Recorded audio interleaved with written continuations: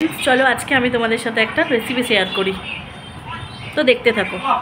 Back to my channel Peku and Riya vlog. তো তোমরা দেখো আজকে একটা নতুন জিনিস বানাতে চলেছি।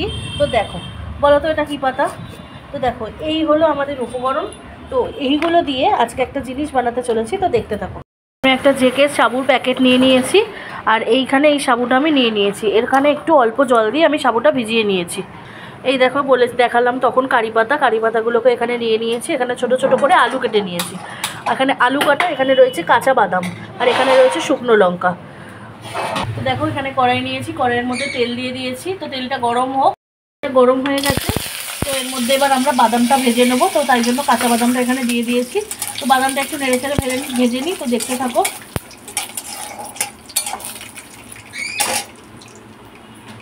তো বাদামটা একটু নেড়ে ছেড়ে ভেজে নিচ্ছি, ভাজা হয়ে গেছে। তো দেখো বাদামগুলো লাল লাল হতে চলেছে। এবার আমরা বাদামটাকে তুলে নেব। তো দেখো এবার বাদামগুলোকে তুলে নেব একটা পাত্রের মধ্যে।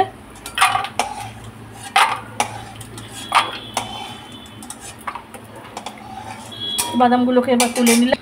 তো দেখো এবার এর মধ্যে শুকনো লঙ্কা ফোড়ন দিয়ে দিলাম, আর একটু দিয়ে দেবো অল্প করে জিরের ফোড়ন, কাঁচা জিরের ফোড়ন। শুকনো লঙ্কা জিরের ফোড়নটা দিয়ে এবার এগুলোকে একটু আস্তে আস্তে নেড়ে নেবো। তো গ্যাসের ফ্লেমটা একটু লো রাখবে। তো দেখো তারপরে এখানে ছিল কারি পাতা। এবার দেখো এবার এই কারি পাতাগুলোকে এখানে দিয়ে দেবো।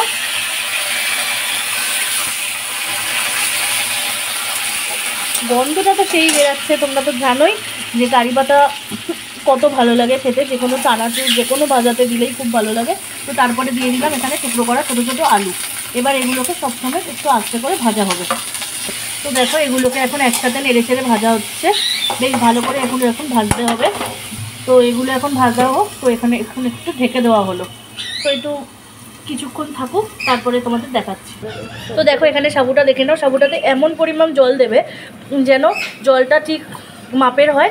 তার জন্য দেখো সাবুটা এখানে পুরো ঝুরঝুরের মতো হয়েছে। তো দেখো আবার এখানে ঢাকনাটা খুলে নিলাম। আলুটা একটু আবার নেড়ে নেবো। দেখো একটু আলুটা নরম হয়ে এসছে, দেখতেই পাচ্ছ আলুটা একটু লাল লাল হয়েছে। একটু লাল লাল করে আলুগুলোকে ভেজে নিতে হবে। দেখো এটা আরও সুন্দর লাল লাল হচ্ছে, তো ভাজা হচ্ছে। এবার এর মধ্যে দিয়ে দেবো পরিমাণ মতো একটু নুন। তো দেখো এখানে পরিমাণ মতো নুন দিয়ে দিলাম। তো নুন দিয়ে এটাকে ভালো করে নেড়ে ছেড়ে আরও একটু ভেজে নেব। তো আলু তো তোমরা বুঝতেই পারবে কতক্ষণ কীরকম ভাজা হবে, ভেজে নেবে আলুটা ভাজার মতো করে। তো দেখো বাদামগুলোকে এখানে ভালো করে খোসা ছাড়িয়ে নিচ্ছি। তো খোসা পড়লে তো ভালো লাগবে না, তাই ভাজা বাদামগুলোকে ভালো করে খোসা ছাড়িয়ে নিচ্ছি। আর একটু ভেঙে ভেঙে নেবো, তাতে খেতে ভালোও হবে আর স্বাদটাও ভালো লাগবে। তো এখানে দেখছো আলুটা ফাইনালি একদম সুন্দর করে ভাজা হয়ে গেছে। আর এবার এর মধ্যে দিয়ে দেবো সেই ঝরঝরে সাবুটা। তো দেখো, তো এখানে সাবুটা দিয়ে দিলাম। তো এবার সাবু দেওয়ার পরে এটাকে সুন্দর করে নাড়তে হবে। দেখো ভালো করে নেড়ে ছেড়ে নিচ্ছি। তো এখানে একটা কথা বলি, তোমরা হয়তো ভাববে যে হলুদ দিলাম না। তো তোমরা চাইলে হলুদ দিতেই পারো। তো আমি এখানে সাবুটা একটু সাদা সাদা দেখতে সুন্দর হওয়ার জন্য আমি হলুদটা স্কিপ করে গেছি। এবার এর মধ্যে দিয়ে দেবো চিনি দানা।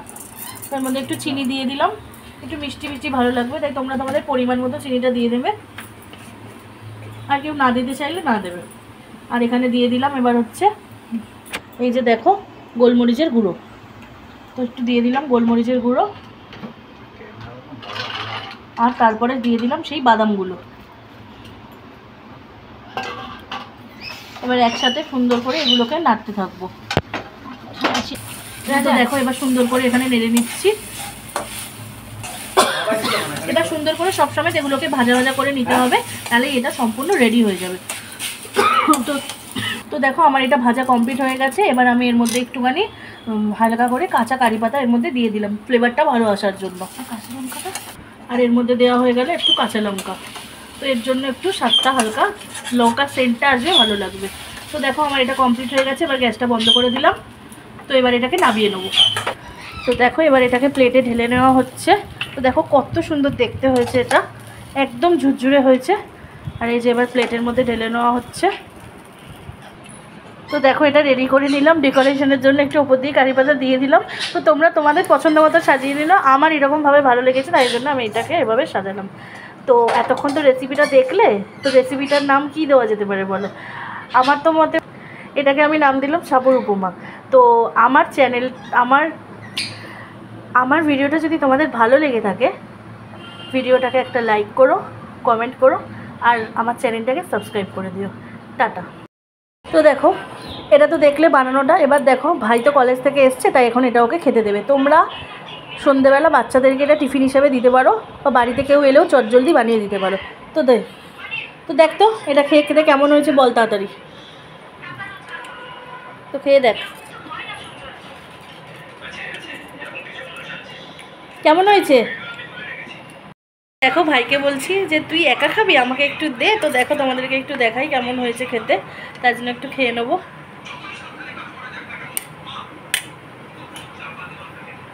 ভালো হয়েছে খেতে।